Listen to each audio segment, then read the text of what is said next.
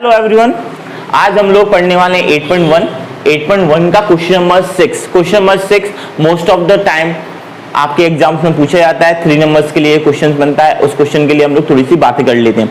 तो देखो यार, उसके लिए हमें क्या बात करना है, सबसे पहले क्वेश्चन आपको समझना जरूरी है कि angle A and angle B are acute angle, यानी कि दो angle A and angle B are कैसे हैं, एक्यूट एंगल हैं। अगर ये दोनों के दोनों एक्यूट एंगल है, फर्स्ट ऑफ ऑल मैं आपको एक डायग्राम बनाता हूं, उस डायग्राम में आपको एक बात समझा देता हूं। जी मैंने एक डायग्राम बना रखा है, किसका डायग्राम बना रखा है, राइट एंगल ट्रायंगल का, क्योंकि आप बहुत अच्छे से जानते हैं पूरे के पूरे ट्रिग्नोमेट्री में क्या बनता है, राइट एंगल ट्रायंगल बनता है। अब राइट एंगल ट्रायंगल में पहले से डिफाइन कर दिया angle A and angle B are कैसे एंगल हैं, एक्यूट एंगल है। Angle A and angle B are acute angle. अगर ए बी सी में से ए और बी को अगर मैं एक्यूट एंगल बोल दूंगा तो रिमाइंडर जो बच रहा होगा, जो बाकी का बच रहा होगा, वही चीज तो क्या बचेगी, ओके।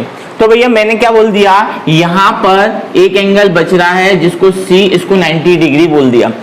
सी अगर 90 डिग्री होगा तो इसके अपोजिट साइड में हाइपोटेनियस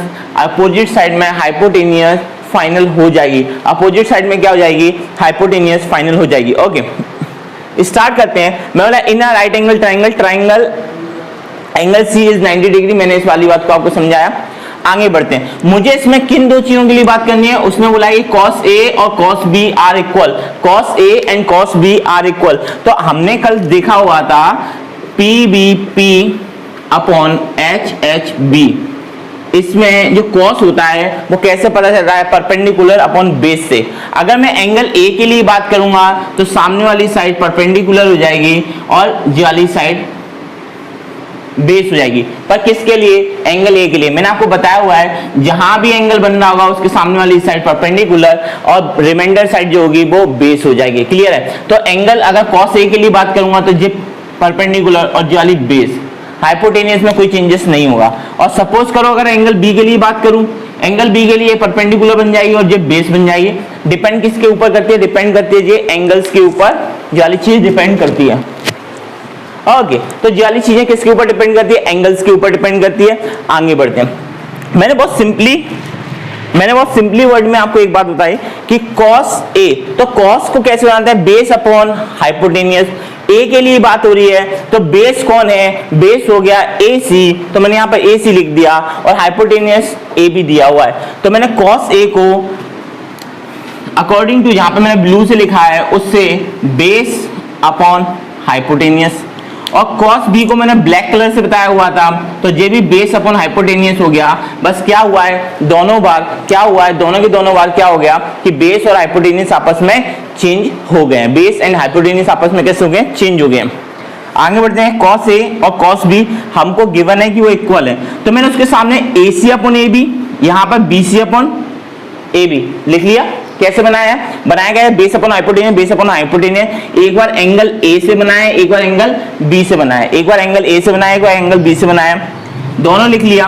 दोनों लिखने के बाद मैंने लिखा AC upon AB, BC upon AB। दोनों के AB आपस में कैंसिल हो गए, आपस में कैंसिल हो गए। तो क्या बचेगा, AC equal to BC।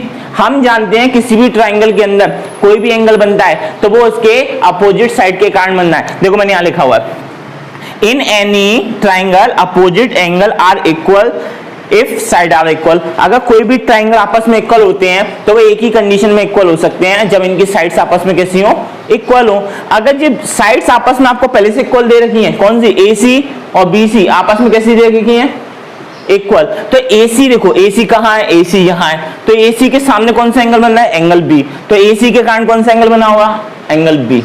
BC के कारण कौन सा एंगल बनाएगा, देखो BC के सामने कौन सा एंगल है, A। तो एंगल B और A आपस में इक्वल हो गया, और यही चीज हमको प्रूव करनी थी, एंगल A और एंगल B आपस में इक्वल प्रूव करना था। तो ये वाली चीज मैंने आपको प्रूव कर दी, समझ में आ गया, क्लियर है। यहाँ पर बस मैंने क्या किया, एक बार ट्राइंगल लगाया, एक बार एंगल A, एक बार एंगल B से क्वेश्चन बनाया हुआ है। क्वेश्चन बनाने के बाद cos A और cos B को इक्वल प्रूफ किया है। उसमें हमने बेस अपॉन हाइपोटेनियस दोनों बार लगाया हुआ है। बेस अपॉन हाइपोटेनियस करने से हमारा काम बन गया, AB से AB को कैंसिल किया और आंसर्स हमारे इजीली बन गए। ओके तो ज्यादा क्वेश्चन यहाँ कंप्लीट करते हैं, नेक्स्ट क्वेश्चन पढ़ेंगे नेक्स्ट वीडियो में। Okay bye bye.